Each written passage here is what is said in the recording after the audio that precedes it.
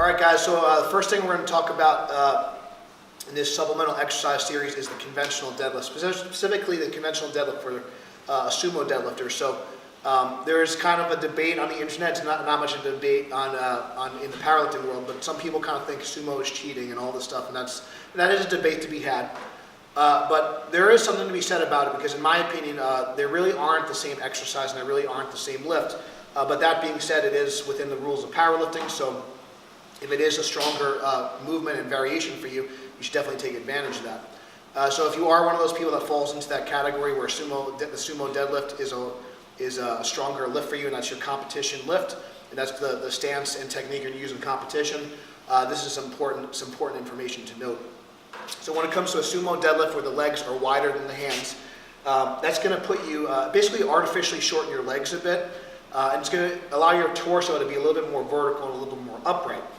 And since your torso is more vertical and more upright, there's not going to be a larger moment arm, it's just a physics term, but essentially the distance between your hips and the barbell is going to be shortened if you're using efficient technique.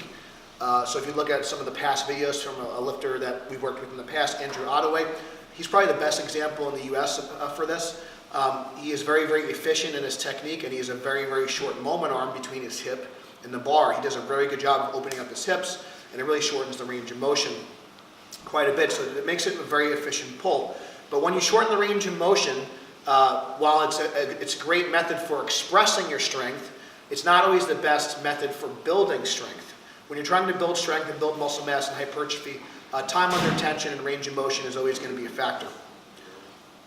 So when you were considering this, when you're trying to build strength and you're trying to build muscle hypertrophy and increase your size, you want to consider movements that have a little bit of a longer range of motion. And when it comes to the deadlift, the conventional deadlift, in my opinion, is a better strength builder, regardless if that's your competition stance or not.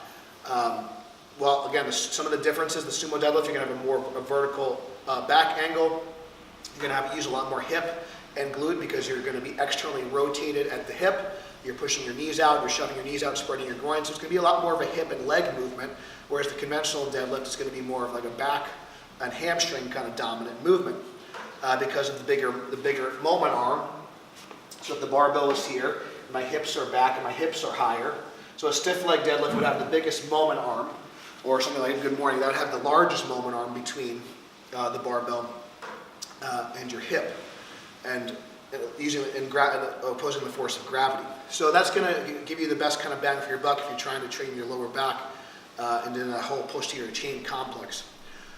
So for that reason, all our sumo deadlifters do some sort of conventional deadlift in their training, especially earlier in the off season and in hypertrophy and off season blocks, because it's just a better, in my opinion, strength builder because of the moment arm, because of the physics associated with it, and because of the longer range of motion. And it's going to help build your lower back a little bit more and just build your back strength and posterior chain, all the muscles on the back side of the body, that much better. And you can kind of apply this logic to other lifts as well, but I think it's just worth noting because it's really important. In this day and age, specificity is kind of at the forefront of a lot of programming, but if you only train, there's also, I'll give credit where credit's due. Chad Wesley Smith talks about adaptive resistance. And if you just train specificity too much too often, and you don't have not enough variety, you will kind of adapt and you'll get stale, and then you're going to kind of plateau that much faster. So it is important just to also just add some variety and switch up your stances from time to time, switch up the exercises, and work different ranges of motion in different parts of the lift. So just a simple way to do that is just adding some conventional deadlifts in your training. At Galileon Strength, we typically don't have a ton of frequency in our deadlifting, but if you are someone that deadlifts twice a week, you could have a sumo day and a conventional day. You could also, one thing I like to do, especially if you're looking to transition to sumo or learn the sumo deadlift, we might do every other rep or every other set in either stance. And that's another way you can kind of start to incorporate and just get a little bit of conventional work. That's all. I often like to warm up that way. It also keeps the technique fresh in both stances if you're looking to transition to one stance or the other. So that's some different ways, but this is just wanted to make the case for the conventional deadlift for the sumo deadlifter. Make sure if you're a sumo deadlifter that you add some conventional deadlifts into your training. It doesn't necessarily have to be super crazy heavy, but in a hypertrophy block, it could be sets of 5 to 8. And during a strength block, it could be sets of 3 to 5, 3 to 6.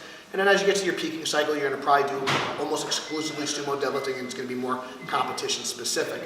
So thank you guys for watching. I really hope you, if this video helped you, please like it. Please subscribe. Thank you for watching. Until next time, stay strong, and we'll see you soon.